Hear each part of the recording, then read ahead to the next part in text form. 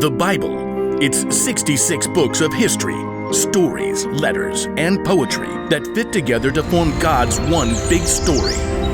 The epic adventure of how He created us and loves us so much that He made a way to rescue us. As we travel through the Bible, from Genesis to Revelation, we discover people who met God and found their lives changed forever. And now for an amazing story, inspired by the book of Luke, chapter 15, verses 21 through 32. When Jesus wanted to share something important, He often told a story to explain what He meant.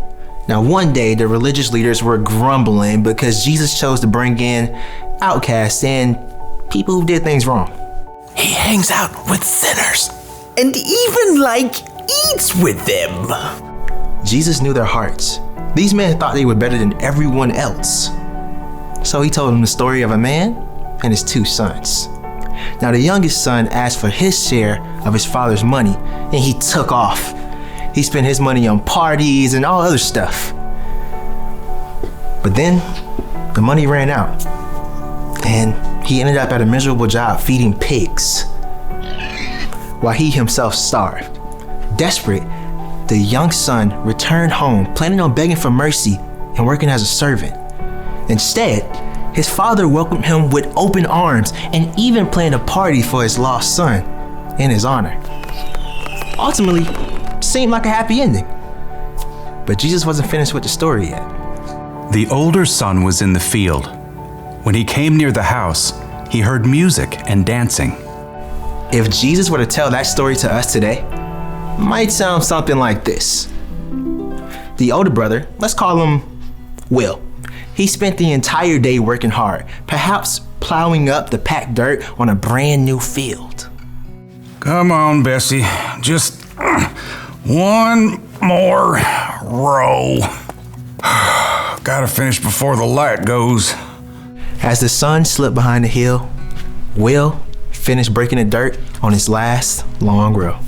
I just need some water and a quiet meal and bed. Will trudged slowly back to the house and left Bessie in the barn with a bag of oats. If my slacker brother hadn't run off, I wouldn't have to work so hard. As Will neared the house, he was surprised to see the lights blazing from every window. What is going on? Will stopped, trying to make sense of all the activity and the music. Then, the back door opened. One of the servants stepped outside to throw out a bowl of scrap, and she turned to go back inside. Wait. The servant paused. What's happening? It's just the party for your brother. The what for my what? You haven't heard? Your brother showed up this afternoon. Your dad had the fattest calf killed and roasted to celebrate. He is so thankful Jake's safe. A party? My dad is throwing a party? I'll let the family know you're back. What? No. I am not coming in. The servant wrinkled her nose. Whew. You want someone to run you a bath first? Leave me alone. The servant hurried back inside. Will paced as his exhaustion vanished and anger coursed through his veins. I work all day.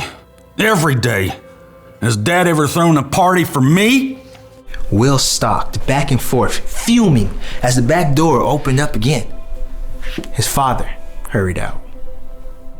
Will, here you are.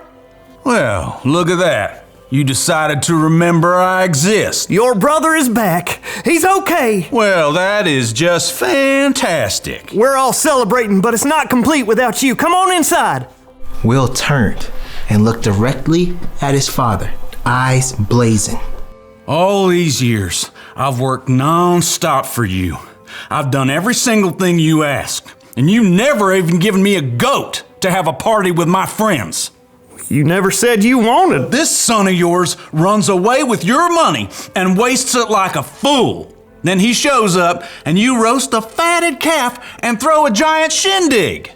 Will's father sighed, took a deep breath, and looked Will directly in the face. My son, you are always with me. Everything I have is yours, but We had to celebrate and be glad. This brother of yours was dead for all we knew. And now he's alive again. He was lost, and now he is found. Look, I'm real tired. I plowed the entire north field. Thank you. I think I'll just go to bed. Won't you come into the party? Just for a few minutes. Will hesitated. He could see the people through the window, dancing, eating, full of joy. The light and the music called them. Please, Will. We don't know if the older brother ever listened to his father. We don't know if he ever forgave his younger brother. We don't know if he chose to go and enjoy the party. But what we do know is that if he stayed outside, he missed out on many good things.